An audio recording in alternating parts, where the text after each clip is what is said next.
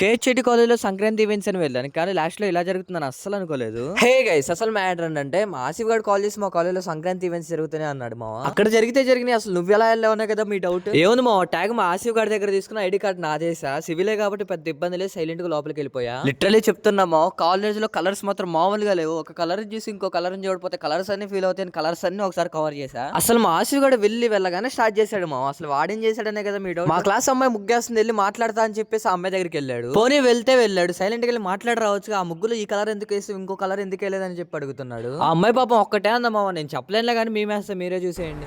ప్రపంచం అంతా ప్రశాంతంగా ఉంటుంది ఎవడు పని చేస్తే.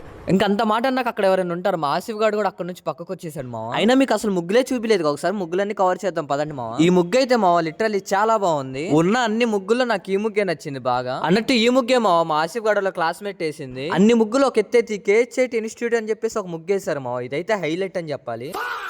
ఆర్టిస్టులు చూపించే కానీ వెంటనే ఆర్టిస్టులు అందరూ మన కామెంట్ సెక్షన్ లోకి వచ్చేయాలమ్మా. ఇంకా అన్ని అలా కవర్ చేసినప్పుడు ఫ్యాకల్టీ అందరూ కలిసి కోలాటం ఆడుతున్నారు. ఇది కవర్ చేయకపోతే ఎలా చెప్పండి. ఇంకా అలా చాలా గ్రాండ్ గా సెలబ్రేట్ చేశారు మా ఈ సంక్రాంతి ఈవెంట్ ని. బై ద వే మీ అందరికి కూడా హ్యాపీ సంక్రాంతి మా అన్నట్టు వెళ్లే ముందు ఫాలో చేయడం మాత్రం మర్చిపోకండి. వెళ్ళొస్తా.